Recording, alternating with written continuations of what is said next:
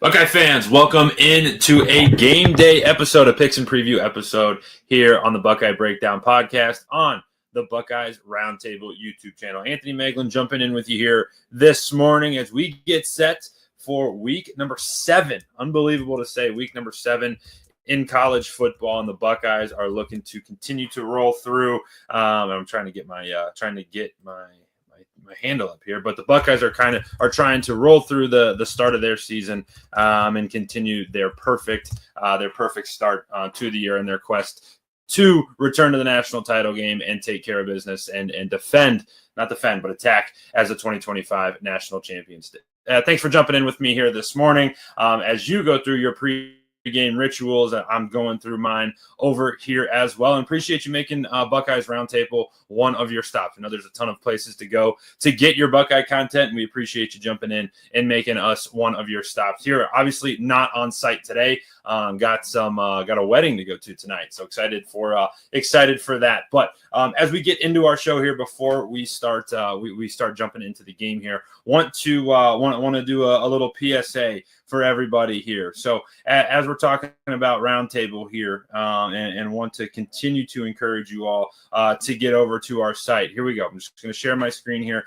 Something fun we like to do during game day, right? So here's our home screen, right? You get to this part. If you're new to Roundtable, you get here, and it takes you 2 seconds to make an account. You put your name in, you put your email in, you pay $0, and you have access to our entire network here. And make sure you follow me. Make sure you follow Brennan and Kevin and Dylan and the rest of the bunch here. But for something fun during the game, if you scroll all the way down to our community post section, Brennan already got the thread going for today's game. There you see my ugly mug, but he put a nice little write-up in as a precursor to the game. And then we're going to be live in the comment section. This is going to be live today during the game here. As you can see, I'm going to put my first comment in here. Can't wait for noon. Let's go Bucks. Boom. And then we're going to be able to interact with me. You're going to be able to interact with the rest of our team. You're able to interact with Brennan and the whole rest of the bunch as we'll be in there and jumping around all game long. So make sure you're getting over there. Make sure you're subscribed to the channel here on YouTube. Make sure you're jumping in over on Roundtable. So what does today look like for Ohio State? Opportunity awaits them for a massive, massive game. I really love the approach that head coach Ryan Day took to the week. I talked about it Saturday night after the win over Minnesota, and I could sense like this angst with him, and like this, like as a former player, I listened to him talk on the podium, and he was like, Nick Saban used to say that rat poison joke, but like you could tell that he didn't want his team reading the press clippings and really believe in everything that people were saying about this group, because they're special. This offense is unbelievable, and Julian Sayin's playing out in a little bit. But on the defensive side of the ball, this is the best group in the entire country, bar none. They're fast. They're physical. They're smart. They have an unbelievable scheme that is an NFL scheme. They're playing NFL defense out there, and it's so fun to watch. But through 6 games, they're sitting at, through 6 weeks, 5 games in, you're sitting at 5-1. You feel really good about it, but with the way the schedule has kind of laid out, you've really had 2 tests to this point. In 6 weeks of football, you've had 2 tests to this point. That first one was in week 1 against, we'll call them the number 1 ranked Texas Longhorns, but regardless if they're the number 1 team or the number 100 team, playing Texas is always going to be a tough battle. And Ohio State did what they needed to do that day in Julian Sayin's very first career start and got that win. And then their next test didn't come till after the bye week, when they went out to Washington, went out to the upper Northwest to take on the Washington Huskies, which they passed that test with flying colors too. I think the offense was a little stagnant in that game, trying to protect Julian a little bit in his first road start, in that first tough road environment. And you kind of saw that with the game plan. You saw that with the way that game kind of unfolded. And then in that second half, the Buckeyes pulled away, in large part because the defense is suffocating, especially when teams get into the red zone. But then that offense, once it started clicking, it started going. And then last week against Minnesota, I think that was, Brendan and I talked about it we were kind of waiting and wanting to see the Buckeyes look like the Buckeyes, right? We've been waiting for that to see if they could put up a 50-point game, or to see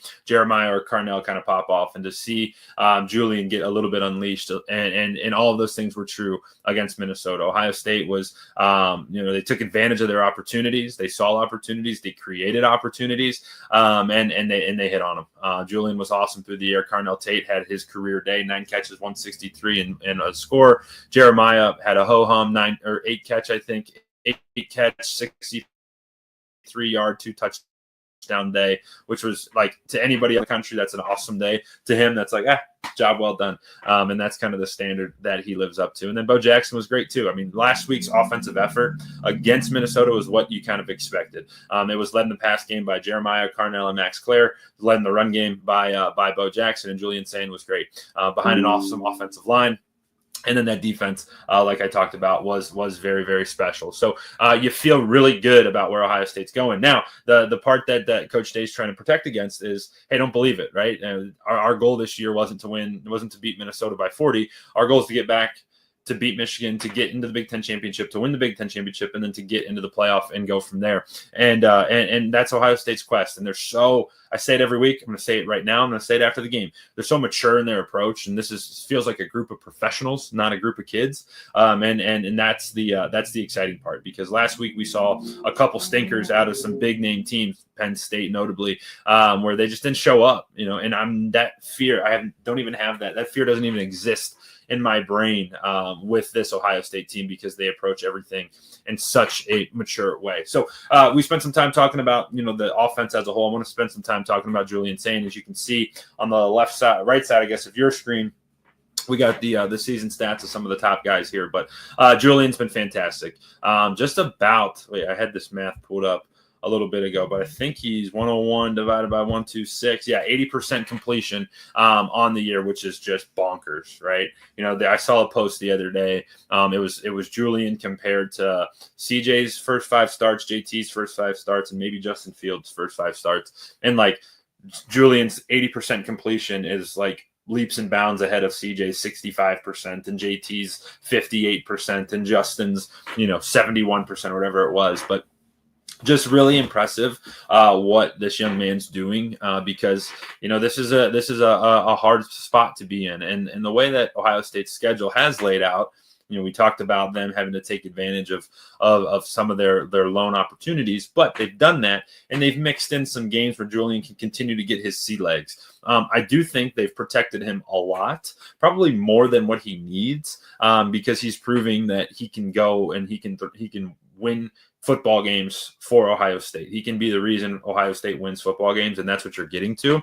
But they've let him along. They've just kind of gradually brought him along, never put too much on his plate, never put too much pressure on him, and just continue to stack those little wins. And then when the time comes, he's going to be ready for it, and he's going to be feeling really, really good about what he can do, his abilities, and being incredibly confident. But just impressed by the way he's playing, impressed by the way he's operating, and he's starting to come out of his shell a little bit and be like, hey, yeah, I put in a lot of work for this. This is tough and this is a challenge, but being the Ohio State quarterback is pretty damn cool. And you're starting to see him, you're starting to see him really just live in that, which is really cool. But it also helps when he's thrown to 2 just absolute freaks on the outside, and Carnell Tate and Jeremiah Smith. Jeremiah is going to be the focus of this discussion for right now, because he's special. That's just really the only way to say it. He's so fun to watch, and we're so lucky to get to watch him. And he's quietly been putting together a Heisman Trophy type campaign.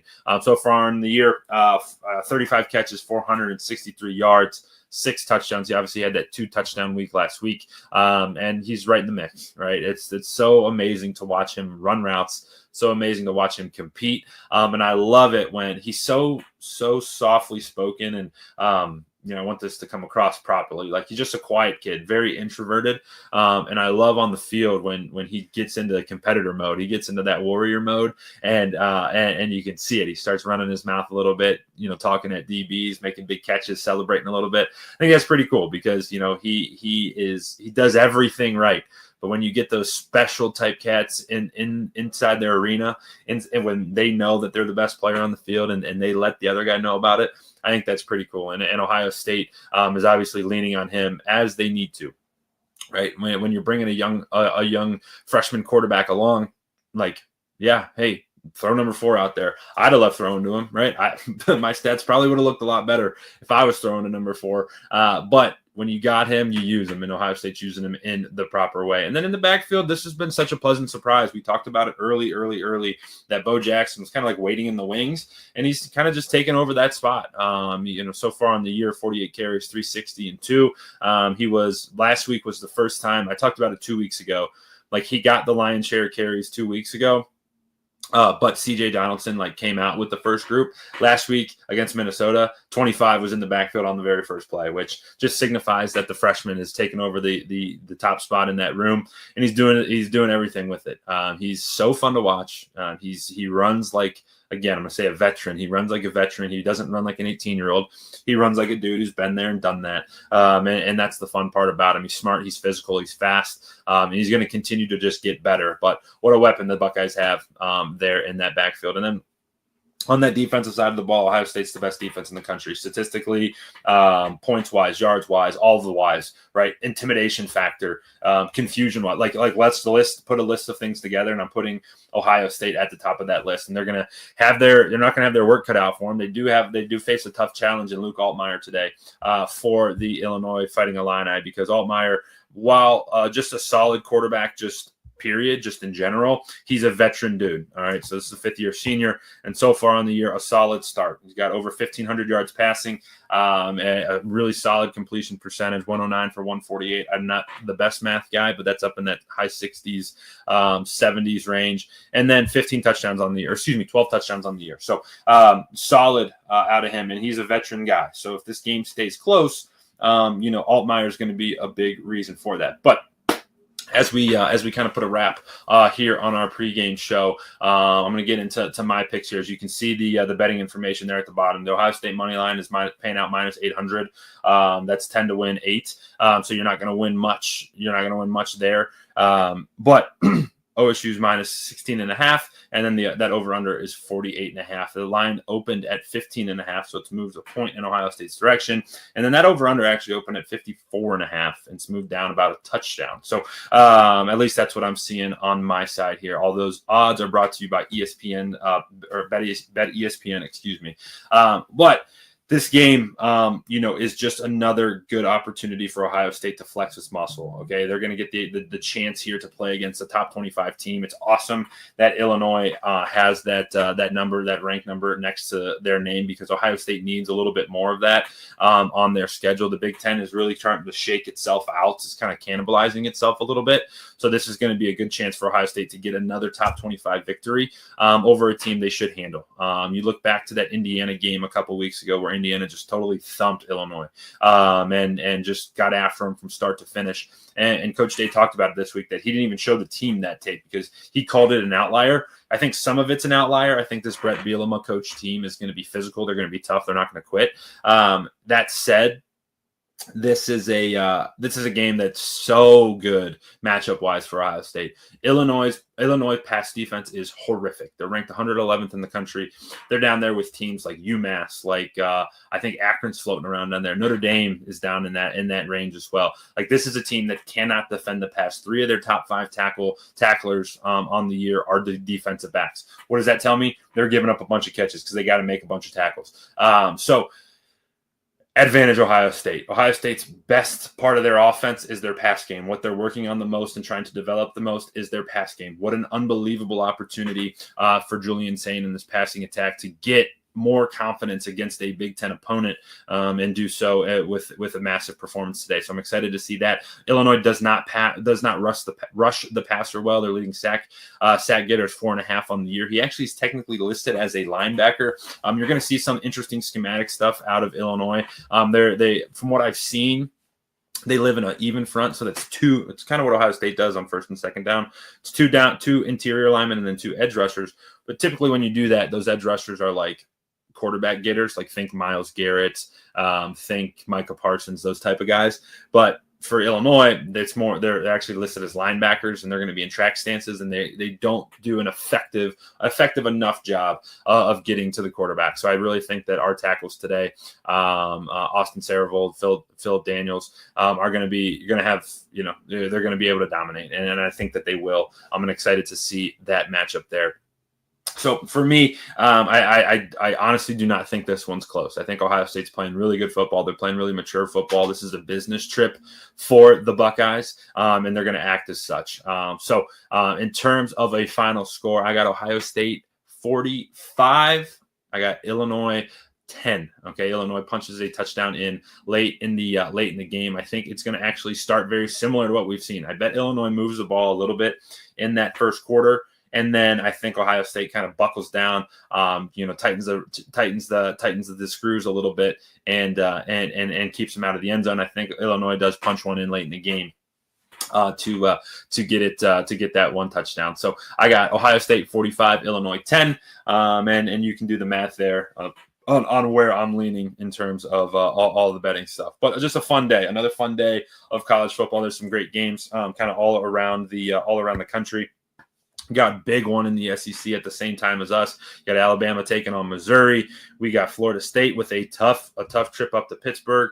For that one, you got the big one at 3:30, Indiana at Oregon. That's the one everyone's going to be watching. Then you got the Red River rivalry, the Oklahoma versus Texas later today. Tennessee and Arkansas. That one probably shouldn't be close. Let's see if we got anything in the nightcap. Michigan and USC at 7:30. So a solid day of college football. The big dog games are going to be out of the way before the nightcap, but still a ton of football to enjoy today. The sun's poking through a little bit. We got some gray clouds where I'm at today, but sun's kind of coming through, and hopefully the sun shines bright for the Buckeyes this afternoon. Excited to see it. A reminder here: subscribe to this channel here on YouTube. Get over to Roundtable. If you missed the start of the show, if you made it this far, thank you. But if you missed the start of the show, jump back over there. We're going to be live. We're going to have a game thread going on our show, or excuse me, on our channel. So interact, jump in, make sure you're hanging out, and come hang out with us. Let us know what you think, and then we are live as the clock hits triple zeros, probably around 3:34. As the clock hits triple zeros, Brennan and I will be back on live with you. So come with your thoughts. If it goes well for the Buckeyes, great. If it goes poorly for the Buckeyes, bring that as well. We'll be kind of like live watching Indiana, Oregon, also recapping Ohio State versus Illinois. Should be a ton of fun. But it's another football Saturday. Enjoy them. We're in a great stretch of, I believe it's like 50 straight days of football, whether it's college, high school, pro, whatever it may be. I got a fun one last night. I was over at Akron Hoban, watching Cleveland Glenville and the Hoban Knights take on each other. Sincere Johnson, future Buckeye. Oh, baby, he can play some football. But yeah, a fun stretch of the fall as we work into October here. And so make sure you remind yourself today to enjoy the hell out of your football Saturday. All right, I'm getting out of here on that. Appreciate you jumping in. Ohio State, Illinois, 12 o'clock Eastern today, a noon kickoff as the Buckeyes look to move to 6-0 and continue to stay on top of the college football world. We'll be back with you live right at the end of that game, so make sure you tap on in here on the Buckeyes Roundtable YouTube channel on the Buckeye Breakdown Podcast.